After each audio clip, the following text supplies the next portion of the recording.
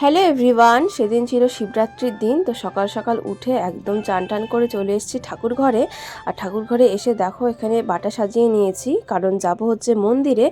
আর দেখো এখানে পুজোর জন্য মানে ভগবান শিবের পুজোর জন্য যে সমস্ত সামগ্রী লাগবে সব কিছু এখানে রেডি করে নিয়েছিলাম। আর এখানে আমি ঘরের আমাদের প্রতিষ্ঠিত শিব ঠাকুরকে পুজো দিয়ে নিচ্ছি। তারপরে দেখো ঘরের ঠাকুরকে পুজো দিয়ে তারপরে চলে এসেছিলাম মন্দিরে। আর মন্দিরটা এসে দেখি যে একদমই ফাঁকা ছিল, লোকজন সেরকম ছিল না, নেই বললেই চলে।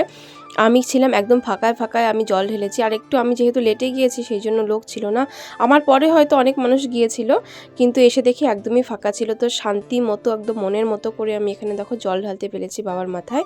আর এখানে দেখো আমি পঞ্চামৃত দিয়ে পঞ্চামৃত দিয়ে আমি দেখো বাবাকে এখানে অভিষেক করে নিচ্ছিলাম।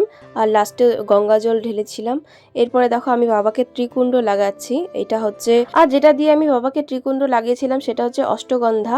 তো অষ্টগন্ধা তিলক দিয়েছিলাম বাবাকে। আর এখানে বাবা তো বেলপাতাতে সন্তুষ্ট, তো আমি এখানে বাবার পছন্দের কোনো ফুলই আনতে পারিনি, কারণ আমি জোগাড় করতে পারিনি।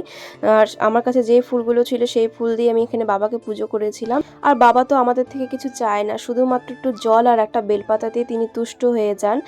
বাবা শুধু আমাদের মনের ভক্তিটাই দেখেন, তিনি তাতেই সন্তুষ্ট। আমরা যত ভক্তি ভরে পুজো দিব তিনি তাতেই সন্তুষ্ট হন। আর আমাদের মনে শুদ্ধ ভক্তি থাকলে আমরা যেভাবেই পুজো দিই না কেন বাবা তাতেই সন্তুষ্ট হয়ে যান।